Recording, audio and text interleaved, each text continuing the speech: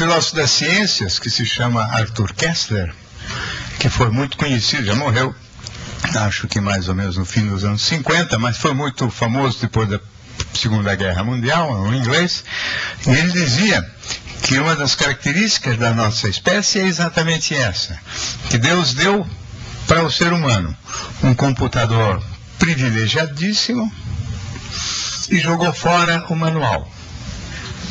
E que nós então estamos aqui lutando, né, desesperadamente para tentar reescrever o manual. Ele não só jogou fora o manual, como deu o computador sem programa, sem software. Então, a história da humanidade é a história da construção deste software. Demorou provavelmente 150 mil anos para começarem a surgir os embriões da linguagem. Isso não aconteceu por acaso, mas em função de uma série de outros eventos culturais, quer dizer, a possibilidade do estabelecimento de uma vida mínima em sociedade, uma vida média de pelo menos 25, 30 anos, porque eu imagino que há 100 mil anos atrás, a vida média das pessoas era muito baixa, então não dava nem tempo de transmitir de uma geração para outra o pouquinho que se aprendia. Né? Essa transmissão de uma geração para outra, de símbolos, sinais que são as palavras e que correspondem à aquisição da linguagem, é o momento em que começa a se formar um software, né? Um processo de pensar individual e que provavelmente tem mais ou menos 10, 12 mil anos de idade. De lá para cá, temos tentado aprimorar sem grande sucesso. Não é que a história da humanidade é uma história brilhante em termos de aquisição de informações sim, mas de uso adequado, construtivo e vamos dizer assim, o bem-estar de todo mundo, ainda estamos muito longe de conseguir isso. De todo modo, o software corresponde àquilo que a gente chama de mente, essa parte que pensa, que raciocina, que se vale das palavras para formar frases, conceitos e reflexões, e que tradicionalmente se chama, ou sempre se chamou, de alma. E que é um termo que eu reintroduzo de propósito neste livro, de propósito mesmo, porque com a ideia de que a gente, quando está aqui conversando, nós não temos a menor sensação de que as células cerebrais estão tendo reações químicas, que estão produzindo pensamentos, que estão me levando a falar o que eu estou falando, que está levando vocês a ouvir o que estão ouvindo. Então parece que a minha alma está falando para de vocês de que a química cerebral, se está ocorrendo em paralelo, ela ocorre sem que a gente tenha nenhuma consciência.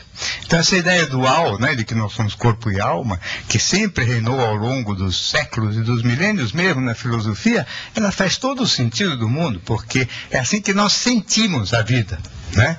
Como se a alma tivesse, e a alma tem mesmo uma característica imaterial, quer dizer, não é uma matéria, é imaterial, são pensamentos que geram outros pensamentos, que podem gerar reflexões de ordem moral, por exemplo, que não tem nada a ver com a química cerebral, pelo menos do meu ponto de vista, e que essas reflexões de ordem moral, elas se consolidam e elas se transformam em normas para o convívio social. O homem, por mil razões, só pôde se desenvolver efetivamente a partir da organização social. Por razões de ordem econômica, porque criou condições para a divisão do trabalho, por razões de ordem reprodutora, porque se constituiu a família e com isto a possibilidade de acoplar um pai, quer dizer, um homem a uma mulher e a sua prole, e este pai naturalmente queria e exigia da mulher garantias de fidelidade para que a paternidade tivesse garantida.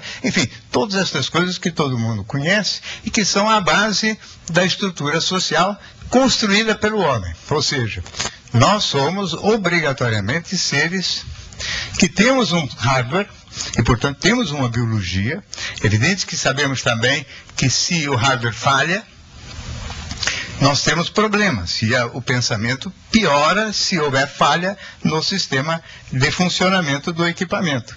Né? As depressões e as alterações na química cerebral, elas interferem sobre o pensamento, sem dúvida nenhuma. Mas, em condições normais, o pensamento é autônomo, é livre, completamente livre da interferência pelo menos aparentemente livre da interferência da biologia.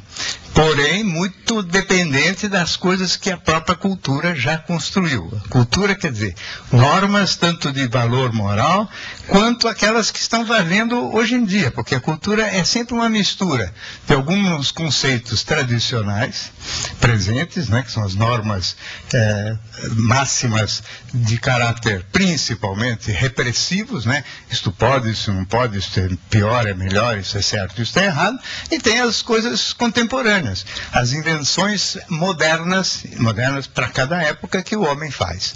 Então, nós somos uma mistura de alguns sentimentos que vêm do hardware ou do corpo, com alguma coisa que a gente consegue pensar por conta própria na alma, e um monte de crenças. Crenças são conceitos que a gente incorpora meio prontos de fora. Ou seja, seriam parecidos com aquilo que tradicionalmente se chama de preconceitos, mas que na realidade eu prefiro este termo, que é um termo que era usado pelo Ortega y Gasset, que é a ideia de que crenças então já foram ideias em outras gerações, que construíram aqueles valores e que vai se passando de uma geração para outra. E a gente incorpora, porque aprende dos pais, e aprende na escola, e aprende das normas religiosas, e incorpora como sendo parte dos nossos valores, sem reflexão crítica muito apurada. Ou seja, a gente engole muita coisa pronta de fora e acha que foi a gente que pensou.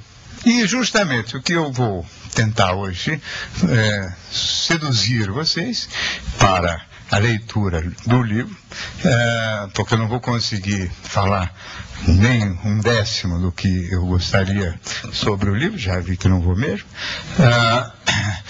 justamente para algumas ideias acerca de como seria pensar por conta própria, ou seja, dispensar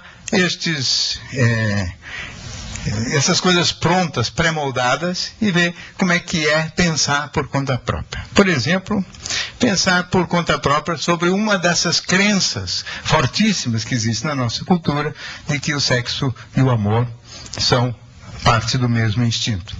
Esta é uma ideia antiga, sempre foi vista desta maneira e reforçadíssima pela própria teoria psicanalítica, ou seja, nesses últimos 100 anos continuou vigindo dentro da psicanálise e continua em vigor. Eu acho que o único que eu conheça, né?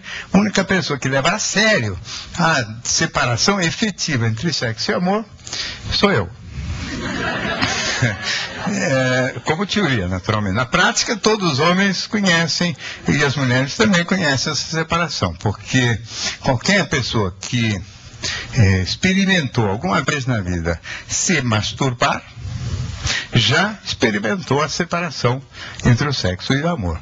Mas isso é na prática. Agora, na teoria, todo mundo acha que é parte do mesmo instinto, o instinto de vida, aquilo que o Freud achava que era o que impulsionava a gente para a ação, para o movimento, para as coisas boas.